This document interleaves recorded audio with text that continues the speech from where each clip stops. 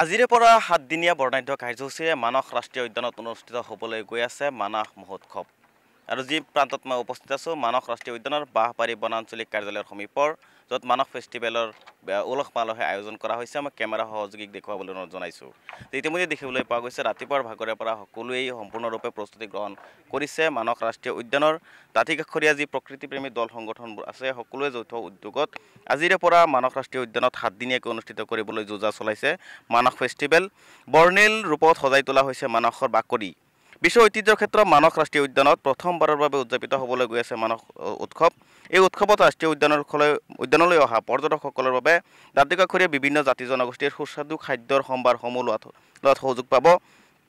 মানস ৰাষ্ট্ৰীয় উদ্যানৰ বিভিন্ন জাতি জনগোষ্ঠীৰ লোকসকলে যি ধৰণে বসবাস কৰিছিলে পূৰ্বৰ লোকসকলে গোটেইখিনি ইয়াত যুৱ প্ৰজন্মক সাম্যক জ্ঞান দিয়াৰ বাবে তেওঁলোকে প্ৰস্তুতি গ্ৰহণ কৰিছে। মানস ৰাষ্ট্ৰীয় উদ্যানৰ মহোৎসৱত অহা যিসকল পৰ্যটক আহিব তেওঁলোকৰ বাবে জীপ চাফাৰী সন্থায়েও কিছুমান তেওঁলোকৰ বাবে সঁহাৰি দিছে, তেওঁলোকৰ বাবে কিছুমান সুবিধা ইয়াত গ্ৰহণ কৰিছে। গতিকে এই বিষয়ে আজি জানিবলৈ চেষ্টা কৰিম। মই মোৰ সৈতে উদযাপন সমিতিৰ সভাপতি আছে, এই বিষয়ে জানিবলৈ চেষ্টা কৰিম যে আজিৰে পৰা আৰম্ভ হ'ব, কি ধৰণৰ পৰ্যটকসকলে ইয়াত দেখিবলৈ পাব বা কি ধৰণৰ প্ৰস্তুতি আপোনালোকে গ্ৰহণ কৰিছে। হয়, মানাস অভয়াৰণ্যৰ কাষতে বাঁহবাৰী এই অঞ্চলত প্ৰথমবাৰৰ কাৰণে আমি পৰ্যটকক আকৰ্ষণৰ কাৰণে মানাসক ফ'কাছৰ কাৰণে আৰু গোটেই দাঁতিকাষৰীয়া যি ফ্ৰেঞ্চ ভিলেজাৰ আমি আছোঁ ইয়াত যথেষ্ট পৰ্যটকক দেখুৱাবলৈ, পৰ্যটকক মানে আমেজ দিবলৈ যথেষ্টখিনি তেনেকৈ পটেঞ্চিয়েল আছে আৰু সেইখিনিকে আমি প্ৰমোট কৰাৰ উদ্দেশ্যে আজি প্ৰথমবাৰৰ কাৰণে আমি মানাস মহোৎসৱ নামেৰে এটা মহোৎসৱ কৰিছোঁ। আৰু প্ৰথম দিন আজি 25 জানুৱাৰীৰ পৰা 31 জানুৱাৰীলৈকে আমাৰ এই মহোৎসৱ চলিব।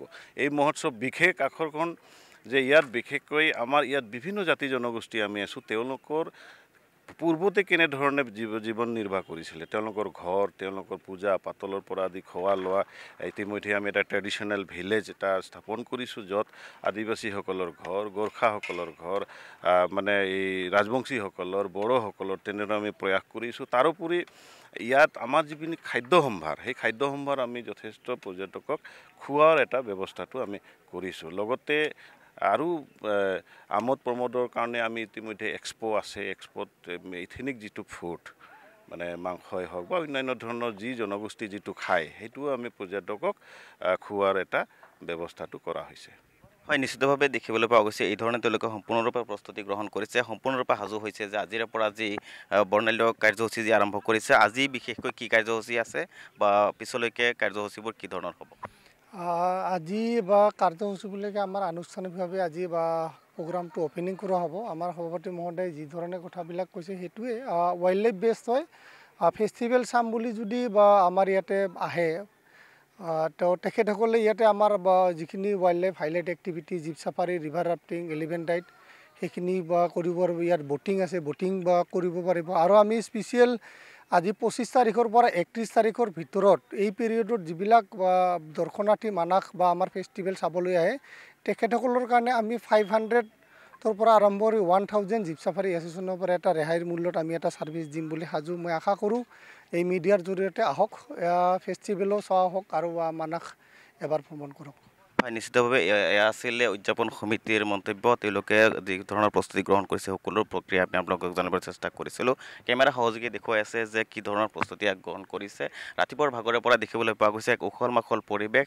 মানস ৰাষ্ট্ৰীয় উদ্যানৰ যি সৌন্দৰ্য আছে এইবোৰ উপভোগ কৰাৰ সমান্তৰালকৈ মানস ৰাষ্ট্ৰীয় উদ্যানৰ দাঁতিকাষৰীয়া যিবোৰ অঞ্চল আছে এই অঞ্চলৰ বিভিন্ন জাতি জনগোষ্ঠীৰ সংস্কৃতিবোৰ কি ধৰণৰ আছিলে পূৰ্বৰে আৰু বৰ্তমান কি ধৰণে আছিলে, এই গোটেইখিনি সংস্কৃতি ইয়াত দেখুৱাবলৈ প্ৰদৰ্শন কৰা হৈছে। ৰাষ্ট্ৰীয় উদ্যানৰ যি কাষত যি বাঁহবাৰী বনাঞ্চল আছে, বনাঞ্চলিক কাৰ্যালয়ৰ সমীপৰ বৃহৎ এটা এৰিয়ালৈ এই ফেষ্টিভেলৰ আয়োজন কৰা হৈছে। এই ফেষ্টিভেলত বিভিন্ন সাংস্কৃতিক কাৰ্যসূচী গ্ৰহণ কৰা হ'ব, যি কাৰ্যসূচীত মানস ৰাষ্ট্ৰীয় উদ্যানৰ জীৱ জন্তুৰ বিষয়ে জ্ঞান প্ৰদান কৰা হ'ব বা বৃহত্তৰ অঞ্চলৰ যি যুৱ প্ৰজন্ম আছে তেওঁলোকৰ প্ৰতিভা বিকাশৰ কাৰণে যি সুযোগ লাগে সেই সুযোগ কিন্তু এই দিবলৈ সক্ষম হ'ব এই উদযাপন সমিতিয়ে।